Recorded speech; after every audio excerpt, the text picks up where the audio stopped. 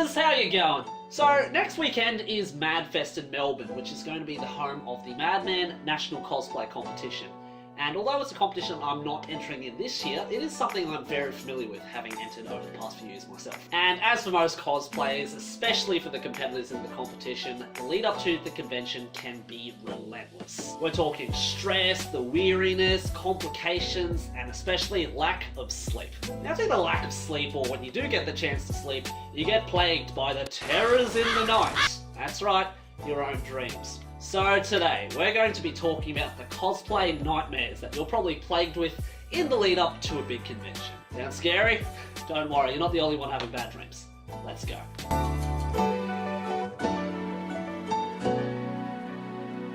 Now, the first kind of cosplay nightmare you'll be having is where your costume isn't finished. Now, even if you're making really good progress on your costume, or you're well within the time limit of finishing your costume, this kind of dream can be absolutely terrifying. You know, it's the kind of dream you have where you're walking along, you realise you're at the convention, you're having a great time, but then you think to yourself, hang on, the convention's here, but I have to actually finish my costume yet.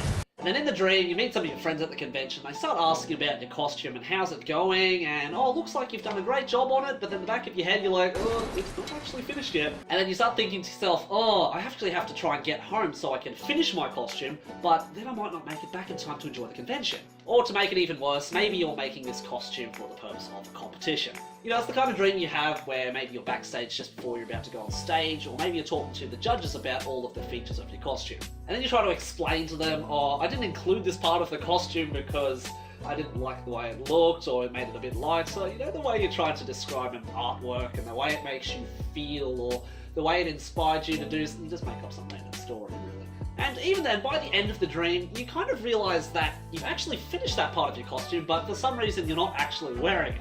And then some part of your brain starts to think, maybe I can go home and finish it really quickly, you know, I'll just glue these bits together, just stick it on, yeah, maybe that'll do. It really reminds me of this one particular dream I had this one time in the lead up to a convention competition. Now, my costume was only half done by this stage, and the skit performance or the audio that we had to send through to them hadn't been completed by that stage. So there we were, going up on stage, having to perform the skit, and because we had no audio, we just had one of our friends who has a very strong French accent kind of do the dialogue and all the sound effects for our skit. So there he was doing the dialogue and all the sound effects for our skit, and we were doing our best just to go along with the skit, doing some weird interpretive dance moves and make it work. Oh! And the second kind of cosplay nightmare that you'll have is where you actually forget your costume. Now, this is the type of dream you have where you've actually finished your costume, and maybe you're travelling interstate or internationally, and you're doing a cosplay as part of a group or maybe for a competition, but for some reason, you don't have your costume with you. You know, it's the kind of dream you have where you're walking along a convention, you're having a great time, and for some reason you find a mirror and you look at yourself and you realise you're not actually wearing your costume.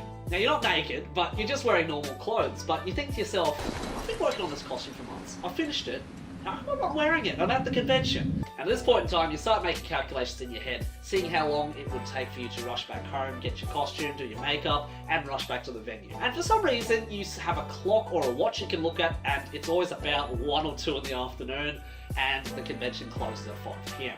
Then you realise by this stage, even if you rushed back home and tried to throw on your costume, you might not get back in time, or it might not be worth going back home just to get your costume. Then you think to yourself, I've got a friend, maybe I can borrow one of his costumes for the day. You know, he lives nearby, he's got this kind of costume, but you end up not being able to find anybody. And then by that stage you realise, oh, I'm not going to be able to cosplay today, what a waste of a day, and you feel dreadful. You're stuck at the con, you kind of waste the day because you've got your costume and you couldn't cosplay. And the third kind of cosplay nightmare you're probably going to have is one where you're trying to travel to the convention, but for some reason you can't get there and you're running out of time. Now, this is the kind of dream where you're walking along one day and you realise that the convention is on that particular day and you've got to try and find some way to get there. And that's when you realise you need to go home and get changed, or maybe you're already in your costume and you need to find some way to get to the convention. And for some reason you're always stuck at work, or stuck at school, or maybe in a shopping mall, or somewhere crowded. And you spend the first part of the nightmare just trying to figure out how to actually get out of the building, or leave work or leave school without sounding sus to your teacher or your boss. And getting out of the building is usually quite like a maze, really. And then once you're outside, you have to figure out where you parked your car, or where the bus stop is, or maybe you're just going to try run there. And when you're running, you just run So damn slow. I've always wanted my dreams were like that. You're running for your life, you're running away frantically from something, and maybe you're leaning horizontally, but for some reason, you're just running frustratingly slow every single time. You eventually manage to find your way to the convention. But usually by that stage, the convention's over, people are leaving, you found the results of the competition which you missed, and the day is just tragic. Oh. Now, it could be forgetting your costume, having an unfinished costume, or just trying to find your way to a convention. But cosplay nightmares typically happen to me all the time in the lead up to a convention. Typically when I'm about to do a competition or when I'm working on a big costume project. And that's true for just about everybody, right? I think. Maybe I'm just describing my own cosplay nightmares. But whatever the scenario, although everyone's dreams might differ a little bit, it's completely normal to have some nights of restless sleep in the lead up to a convention. But as always, just do your best, enjoy the process of making your cosplays, and hey, if you pull all-nighters in the lead up to the convention just trying to get your cosplays done, you probably won't have to worry about nightmares anyway. So, how about you guys? I know everyone's had some kind of weird cosplay nightmare about unfinished costumes before, so what's the scariest cosplay dream that you guys can remember?